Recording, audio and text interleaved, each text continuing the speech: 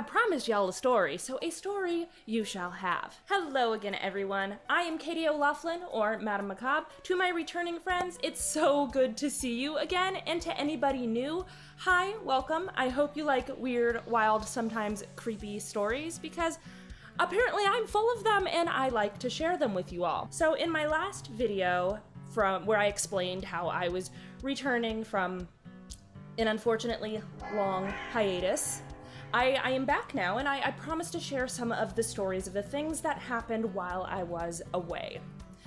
And for today's story, I gave a little teaser last time that I was going to talk on a particular encounter I had while living alone in rural Appalachia. So to get to the scary bit, I would like to give a little bit of context, because the context is going to be important for many of the other stories to come down the pipeline in the future as I continue to share them, because I want you to sort of paint a picture in your head of the town I was living in, the house I was at, the area that I was around. It will make the story a little easier to follow and understand. Also, I'm sorry if the AC is distracting in the background. I am in Phoenix, Arizona. It is over 110 degrees. It is what it is. Anyway, let's get started. So, I had mentioned that I moved out all the way to a very rural little holler. Now, I had always grown up in Washington State, so quite literally 3,000 miles away from where this story is taking place. Probably a little more than that, give or take. I had the opportunity to move out because I was going to house sit for some family friends. Now, these family friends are like serial business starters. They are business people, they go with the wind, they travel a lot, they start businesses, that's just in their blood. They did happen to have a house out there that they purchased, old, gorgeous, over 150-year-old Victorian, nestled in 100 acres of untouched wilderness all around it, on the very outskirts of a tiny little town in rural North Carolina. I'm not going to be dropping the name of this place. I'm not going to be dropping certain details because I do want to preserve the peace of this little town. They were actually genuinely really good people and I miss a lot of them, so I'm going to maintain some of their privacy, but I will give lots of descriptions. So the house I was staying at was like on the very edges of this little holler, and when I say it's a holler, it was 2 hours away from the nearest decently sized city. So if you wanted to actually get into civilization or catch a plane or see anything, you had to go a good ways because this was out in the hills. It was isolated. But needless to say, I went out because I had the opportunity to house sit. There was a lot going on in my life at the time, but that led me to the decision to go out there. I've always been very close, tightly knit with my family. We always lived no more than like 15 minutes away from each other. And when the big sick hit and everything changed, it hit us hard. When that finally started to, this wasn't right in the middle of this happening, it was right at the tail end, right when it was just ending and things were starting to open up again. Not quite normal, but we were trying to figure out the new normal. My super close family all scattered to the wind. Mom and dad moved away because my dad took early retirement. My sister's husband, he got a promotion, but it took him out of state to like California. My brother, everybody that was nearby and close scattered to the wind, a million different directions. And then there was just me sitting there like, what do I do? I tried my hand going to Tucson, Arizona first. I had some friends down there at the time, and it didn't quite, it wasn't the fit for me. I wasn't necessarily happy, and I still didn't know what to do because I'm like, well, I still can't go back to Washington. None of my family's there, and everybody's still everywhere else. What do I do? And that is when the family friends came in, and they're like, hey, so we bought this beautiful Victorian house out in the woods. It's filled with our gorgeous antiques, and it's move-in, live-in ready. However, as soon as we got it ready to go, we got a wild hair and we started a new business back in Washington State, 3,000 miles away. And new businesses are very delicate, like little babies. You gotta put a lot into them for the first 2 years of their life to make sure they thrive and survive. They weren't necessarily needing me to commit to 2 years, but they wanted some help. There was an opportunity of, hey, while it's in the most precarious starting phase, before we can get some help to watch it and take care of it for us while we're gone, would you be interested in going out to North Carolina to stay in our Victorian home and just caretake it, make sure it's lived in and there's no critters in there, and just, keep an eye on the place. We will let you, we'll pay the utilities. You don't gotta pay a thing. You can stay there for free and do your online stuff if you want. Just, we wanted to put this out there to you before we start looking for a different house sitter. And given the way the timing of everything else was working, my general restlessness, my issues with an existential crisis and identity, and there's a lot going on in my life at the time. But it just was the perfect storm. So I was like, why not? Fling myself out to Appalachia, let's go. Okay. And I know some of you are thinking wow, that sounds like literally my dream come true. And it was really cool, but it also, there was highs and lows. It was not perfect, especially because I'm not from that rural and isolated of a place, so there was a lot of restlessness there. But I'm getting ahead of myself. I'm going to tell you more about this town, and then the highlight of our story is my first encounter with an odd creature, cryptid, I don't know what you call it, of the region.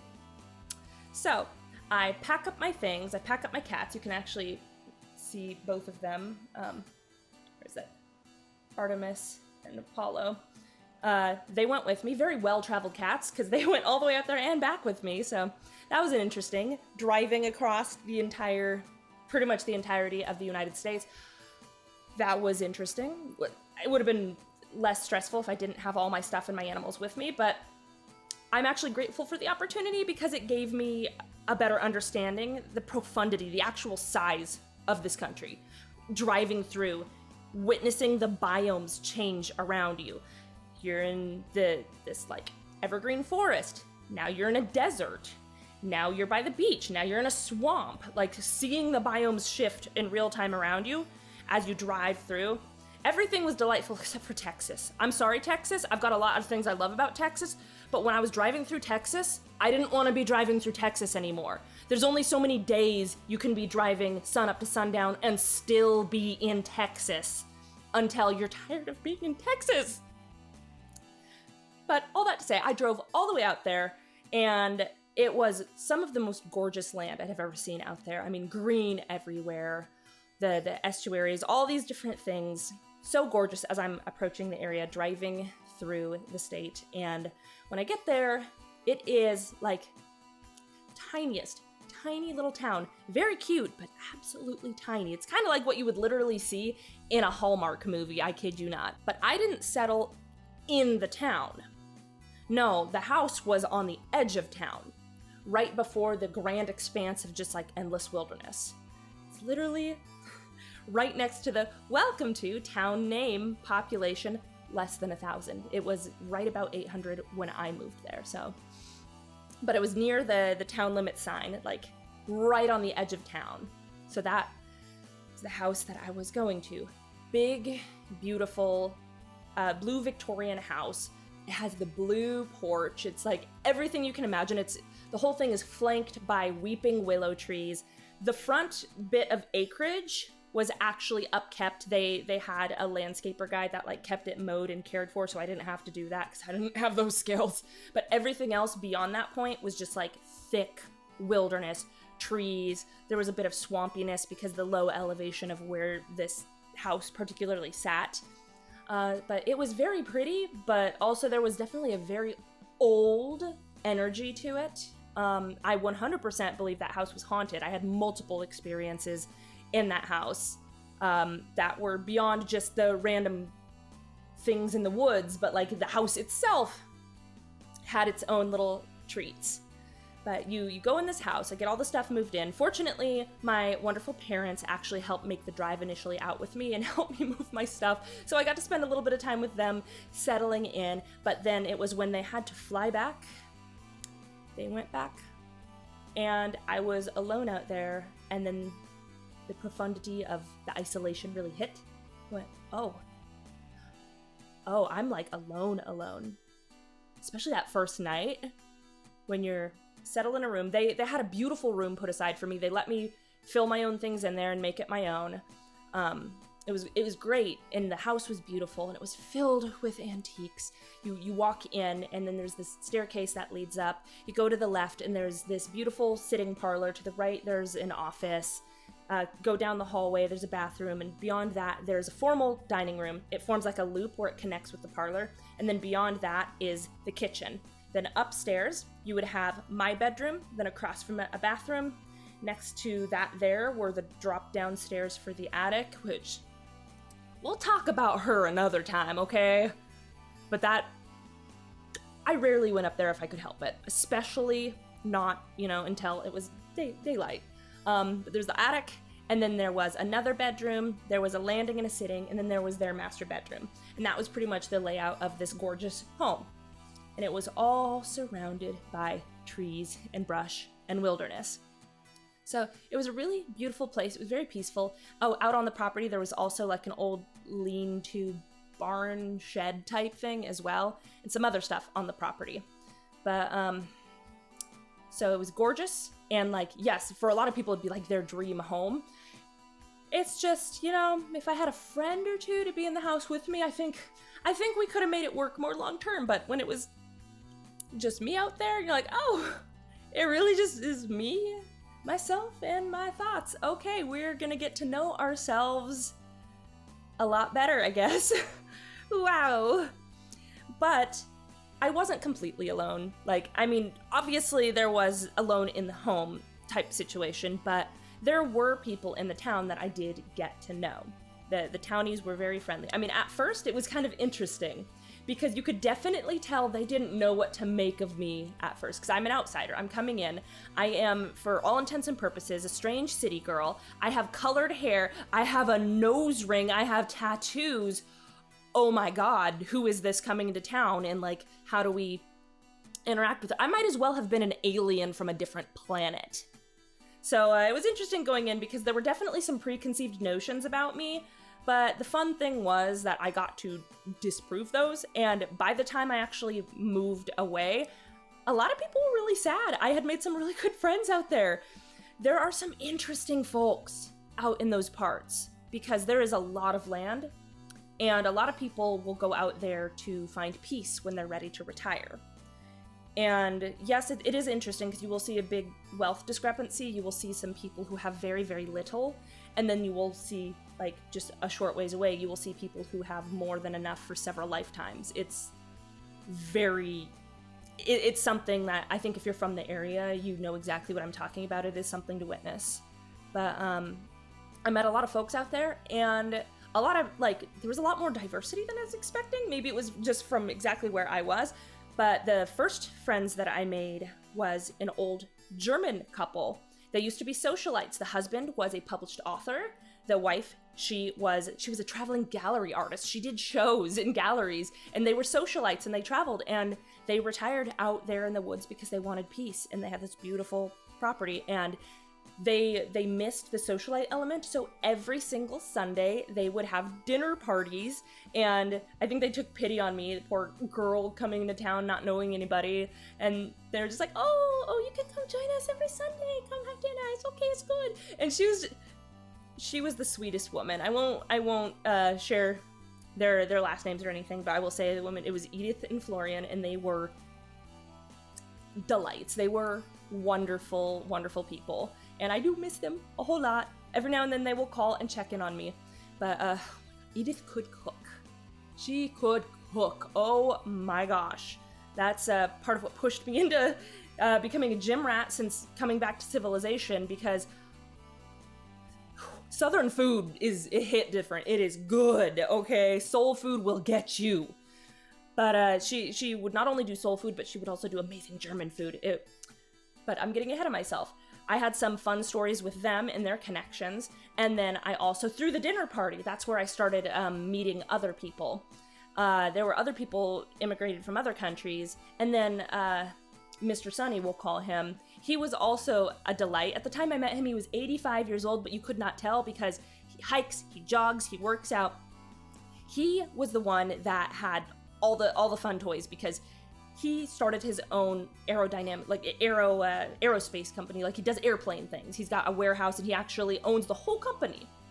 So I met him out there. He's the one that had the boat and then the airplane that I eventually learned to fly. Because a lot of them, they go out there, it's peaceful, they retire, but then not only, and I learned this too, not only do you get peace out there, but you can also get isolation and loneliness, especially if your family's not there. Like, the peace is a good thing, but a little bit too much can be a lot. So they were very excited with a new person coming in and stirring things up.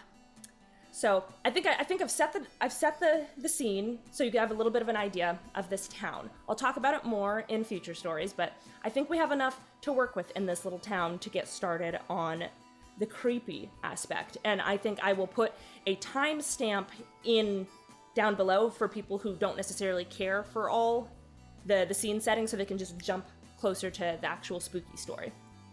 Now, after settling in and getting to know people around town, meeting them at the grocery store, going to the little restaurants in town and stuff, there was a little restaurant, it was called Hillbillies, and it was like a family-owned, it was the town restaurant. So this is actually at Hillbillies was where I got the first inkling that something might be a little strange in the woods around this town.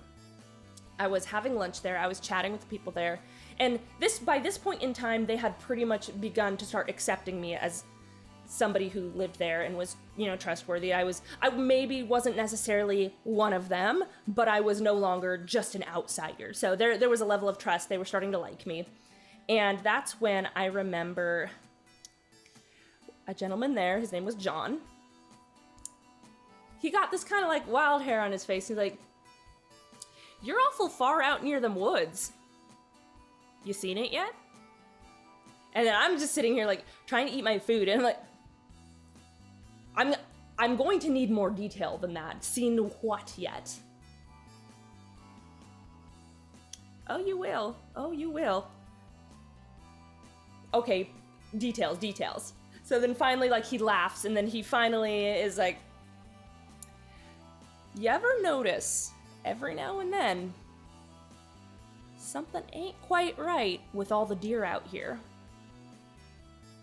I hadn't noticed, but thanks for planting that seed in my brain, because there's wildlife everywhere. There was always deer in the yard, bears in the yard, foxes in the yard. I mean, my backyard was literally backed up to 100 acres of untouched wilderness. There were gonna be animals. And then he tells me, keep an eye on the ones that don't leave the tree line, and then see what happens.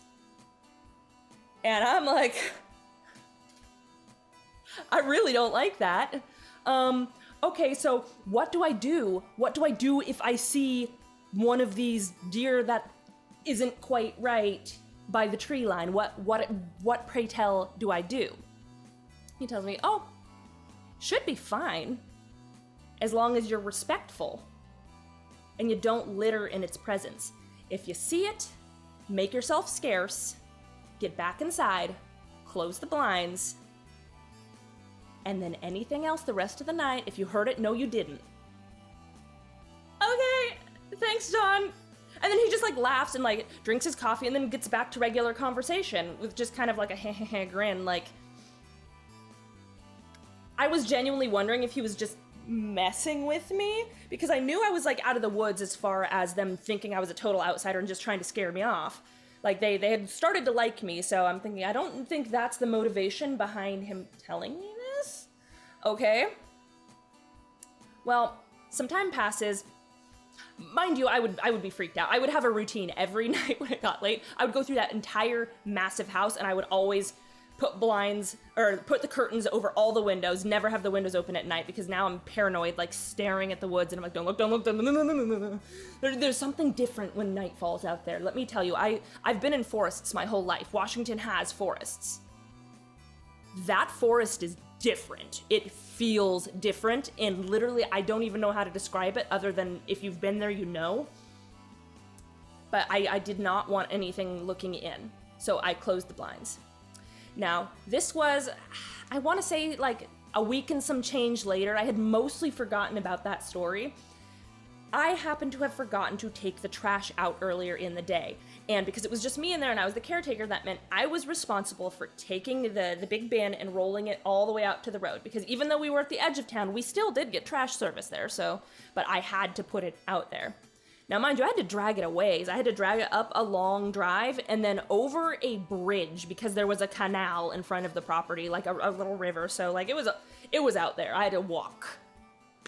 So it is nightfall. It's probably like 9:30ish at night. I'm like winding down for the night and I'm like, oh my God, the trash is coming tomorrow. I forgot to put it out. Whoopsies. Now, I cannot prepare you for how dark it is when you are that isolated, that rural. It is true dark. You can see the Milky Way with your bare eye. It is so dark out there. So I go out, I've got my little phone flashlight, I'm grumbling to myself, pissed off at myself for having forgotten to do this earlier. I am dragging the gosh dang trash can out to the road. Now this is the thing that's very interesting to me. Now, by the road was the only other artificial light. There was one street light, one, by the road, on the other side of the road, next to the Welcome to Town Name sign. Now, this is where my wheels were turning, like something wasn't quite right. Because of all the places to stand, right by the tree line, directly underneath the singular, only one and only beam of light from that street light, was a deer, head down, just grazing. And at first, I didn't have a big reaction, because again, I'd already been living here for like the better part of a month and some change, so I got used to seeing wildlife. Hell, I barely even reacted seeing black bears, because the black bears in that town, like, you learn to live with them. There was more of them than you. Like, you find harmony out there. It was just a deer, he was grazing, it's fine. So I put the trash can, like, I'm watching it. Like, okay, it is just a deer, but also, you don't want to get charged or kicked by a deer. So just keeping an eye on it. You know, I'm putting the bin next to the road, making sure it doesn't fall over or spill anything, just getting it set up and nicely put there. And I'm watching this deer. I cannot help but look at this deer, because, I kid you not, the better look I got at this thing, the more I started to notice something was wrong. You know that weird, like, twist in your tummy you get when something like uncanny valley triggers, that part of your brain triggers, and you get that weird, yucky feeling that you don't really know how to describe, but you're uncomfortable? That was the feeling I was getting the longer I looked at this thing. I started to notice little things didn't seem quite right. Its legs, a little bit knobbly, a little bit longer than they ought to be. Its chest, a little more like barrel-chested. Wasn't quite deer-shaped. It almost equine-shaped. There were little things that were just not right about this thing. And I can't help but look at it, and then I'm like, okay, I got this, set this here. And at this point, I cannot take my eyes off of it, because I'm here. There's the bridge, that I cross the bridge, and then there's the side where I put the trash can, and then you cross the road, and then there's the light, and the deer by the trees by the light right there. It's across the street from me. So there is a little bit of distance, but I'm also too close for comfort. So I'm just looking at it, and something is not sitting right with me. And then, right as I'm sitting there trying to figure out my next step, this thing stands up. It stands up. And it's not like it runs or charges or nothing dramatic. It just stands up and looks at me. It's standing up on its hind legs, not moving, just standing in the light. And I almost was deceased on the spot. It was almost game over. I felt all the color drain from my body. My heart rate started pounding crazy, and I think I know what he meant when he said, "You'll know when you see it." Then I also remembered him talking about, it's fine, be respectful and don't let it see you littering. So I look over, I make sure the bin is sturdy, I make sure nothing yucky is hanging out of it. I make sure, okay, that looks good. I look at it and I don't know what else to do. So I just go, good evening. I'm like shaking. Sorry to disturb you. Hope you have a wonderful night. I will just get going. And I very slowly start backing across the bridge, keeping an eye on it. It's still not moving, it's just standing there. And that's like so much worse than it's just standing there. And then without even like acknowledging any of the words I said, it just like takes one step back and it's out of the light. Like that's all it took, is the one step out of the light into pitch darkness, and I couldn't see it anymore. And I'm like, I'm ready to like start crying, but I still have to go up the long drive all the way back up because I went out the side door near the back with the security light and all that. So I'm walking backwards. This whole time I could not bring myself to turn my back. And so I'm just walking backwards very slowly, like trying to just be like, okay, no problems here. I'm on my way. I will be out of your hair. Just like trying not to lose my mind, trying to be like super friendly and respectful. And eventually I make it. Okay, the security light goes on. I'm here. I go in the side door, and then like I'm like, my whole body is shaking, but it's just that adrenaline shakes. So I lock the door, I close the blinds, I double, triple check, make sure all the curtains are drawn, everything. And then I go upstairs to my room, I climb into bed, I have my laptop, and I'm like, just trying to calm myself down, just like, I could not even process what I had just seen. I couldn't call friends. Mind you, I was just, I couldn't even talk on it. I was not able to handle what I had just seen.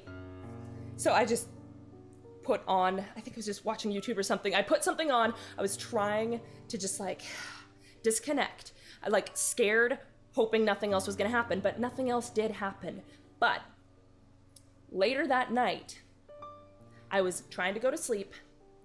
It wasn't like, it didn't sound like it was in my yard. It wasn't like, oh no, it came all the way up to the house. Something in the general area was making a horrible sound. I don't even know how to describe it, because kind of an animal sound, kind of a person sound. I don't know. Maybe one of the neighbor boys was running around being a weirdo. I don't know, but I was hearing horrible sounds. And then I also remembered the advice from John. Horrible sounds, nope, don't hear those. And I just went back to bed, ignored it. Then I woke up in the morning, nothing wrong. No scary things scratched in the door, like, sorry, this is like, spoilers, there isn't gonna be like a, oh no, and then I woke up and there was a bloody stump on my door. There was nothing amiss. Everything was fine. Everything was fine, but my mental state, that wasn't so fine. I'm like, oh, okay. So nothing else happened, and I'm processing what I just encountered. The next time I went into town and went to Hillbillies, John was there again, and I was just like, so I finally saw it. He's like, yeah, I heard it was in town again recently. Yep. And then he just changed the topic, went on to something else, and that was that. So that's just normal and accepted down there. Nobody thinks of it. So that was a culture shock thing for me. Everybody around town knew about this thing, and it wasn't a really big deal to them. It just, don't piss it off, don't be disrespectful, don't litter. I don't know all the details. I don't need to know all the details, but my assumption tells me, if anything, it's not like a lot of the stories of, many people call this a, like, I've seen online people call such a thing like a knot deer. I don't really know if it has a different name or if there's something else to be called, but for the sake of people knowing what it was, for like, knot deer stories typically have them as being more antagonistic and aggressive and like scary, and they like chase you and stuff.